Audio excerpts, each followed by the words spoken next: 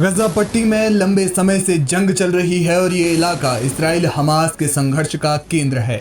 लोग मारे जा रहे हैं और हालात बद से बदतर हैं।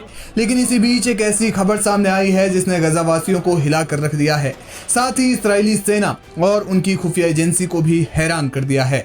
मीडिया रिपोर्ट्स के मुताबिक हमास के पूर्व नेता याह्या सिनवार की हत्या के बाद इसराइल उनकी पत्नी समर अबू जमर की भी हत्या की कोशिश कर रहा था।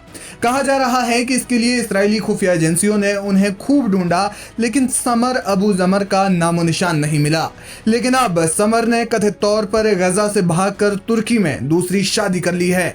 यह घटना याह्या सिनवार की अक्टूबर 2024 में इस्राएली सैन्य कार्रवाई में मौत के कुछ महीनों के बाद सामने आई है। इस खबर ने गजा में आम लोगों के बीच गुस्सा और निराशा को जन्म दिया है, जो युद्ध और मानवीय संकट से जूझ रहे हैं। गजावासियों का कहना है कि मासूम जनता मारी जा रही है और नेता अपनी सरजमी छोड़कर भाग रहे हैं।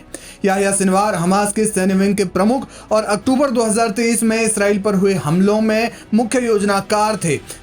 गजा में वे एक प्रभावशाली व्यक्ति रहे हैं। उनकी मौत ने हमास के नेतृत्व में एक बड़ा शून्य पैदा किया और संगठन को आंतरिक और बाहरी दबावों का सामना करना पड़ा। इस्राएली रक्षा बलों ने सिनवार को गजा में एक टारगेटेड ऑपरेशन में मार गिराया था।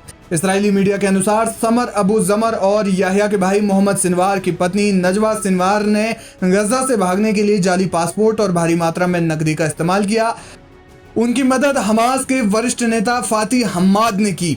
दोनों महिलाएं रफा बॉर्डर क्रॉसिंग के जरिए मिस्र पहुंची और फिर वहां से तुर्की चली गई। Aim right, achieve big. At KR Mangalam University, we provide you the platform to turn your dreams into reality. At KR Mangalam University. Reports के मुताबिक समर अबू जमर ने तुर्की में एक शख्स से दूसरी शादी कर ली है। उन्होंने किससे शादी की, इस बारे में अभी कोई जानकारी सामने नहीं आई है। इस खबर ने गजा में रह रहे लोगों के बीच गहरी नाराजगी पैदा की है, जो हमास के नेतृत्व पर अपने लोगों को छोड़कर भागने का आरोप लगा रहे हैं। सोशल मीडिया, खासतौर पर एक्स पर गजा के लोगों ने अपनी नाराजगी व्यक्त की है, जिनमें कई ने हमास के नेताओं को कायर और स्वार्थी बताया। जानकारी के मुताबिक एक स्थानीय निवासी ने कहा कि हम यहाँ भूख, बमबारी और मौत से जूझ रहे हैं और हमारे नेता अपने परिवारों को सुरक्षित स्थानों पर भेज रहे हैं। ये विश्वासघात है। आपको बता दें कि गजा में मानवीय संकट गहरा गया है, जिसमें भोजन, पानी और चिकित्सा सुविधाओं की भारी कमी है। इस बीच हमास के नेतृत्व पर सवाल उठ रहे हैं, खासकर तब जब ऐसी खबर सामने आई है कि संगठन के शीर्ष नेताओं के परिवार सुरक्षित स्थानों पर भाग रहे हैं। बहरहाल इस खबर का गजावासियों पर क्या असर पड़ेगा, ये देखना बेहद अहम होगा।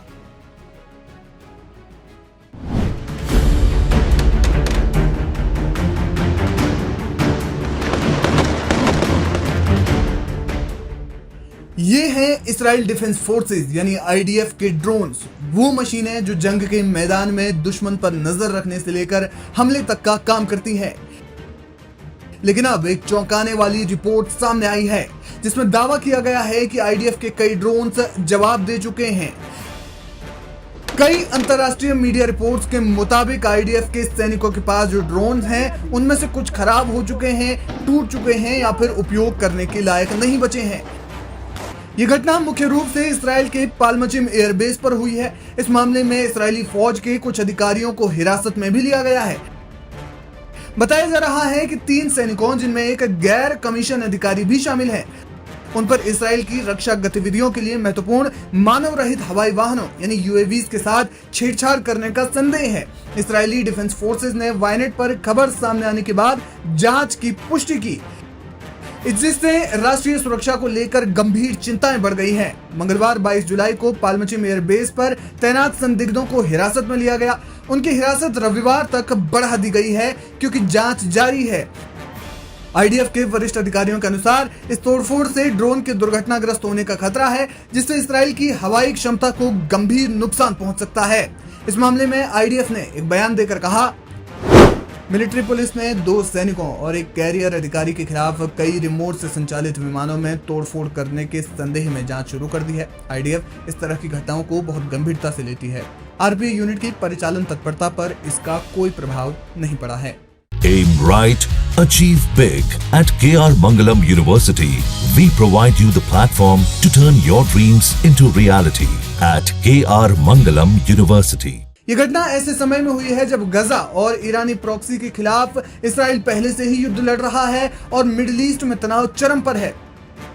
विशेषज्ञ चेतावनी दे रहे हैं कि ड्रोन संचालन में किसी भी तरह की रुकावट से इसराइल की निगरानी और रक्षा प्रणाली कमजोर हो सकती है। आईडीएफ ने उनकी जनता को आश्वासन दिया है कि परिचालन तत्परता पर कोई असर नहीं पड़ा है। बताया जा रहा है कि इन ड्रोन्स का उपयोग गजा में इसराइल ने कई ऑपरेशंस को अंजाम देने के लिए किया, लेकिन सैन्य विशेषज्ञों का मानना है कि इस तरह के उपकरण अगर टूट-फूट का शिकार हो तो वो मिशन को खतरे में डाल सकते हैं। इसराइल की मिलिट्री पुलिस ने जिन अधिकारियों को रिमांड पर लिया है उन्हें 27 जुलाई तक हिरासत में रखा जाएगा। इस दौरान उनसे पूछताछ की जा रही है। सैन्य सूत्रों के अनुसार किसी बाहरी संलिप्तता का कोई संकेत नहीं है और माना जा रहा है कि ये लोग ड्रोन ऑपरेटर नहीं हैं। सैन्य पुलिस ने संदिग्धों के खिलाफ जांच शुरू कर दी है और उन्हें हिरासत की अवधि बढ़ाने के लिए सुनवाई के लिए सैन्य अदालत में पेश किया जाएगा। इस्राएली वायुसेना के एक वरिष्ठ अधिकारी जांचकर्ताओं के सामने पेश किए गए आरोपों से स्तब्ध थे, क्योंकि ये यूनिट इसराइल के 7 मोर्चों पर युद्ध में शामिल रही है। इस्राएली एयरफोर्स ने तुरंत जोर देकर कहा कि ये ड्रोन ऑपरेटर नहीं है। फिर भी ये स्पष्ट नहीं है कि बिना उचित अनुमति के वे स्क्वाड्रन में कैसे पहुंच गए या नियंत्रण और सुरक्षा की क्या प्रक्रियाएं थी। गजा में चल रही जंग के बीच जाहिर तौर पर इसराइल के लिए ये एक बड़ा नुकसान कहा जा सकता है कि इसराइल के एयरबेसों पर सुरक्षा को लेकर भी गंभीर सवाल खड़े करता है।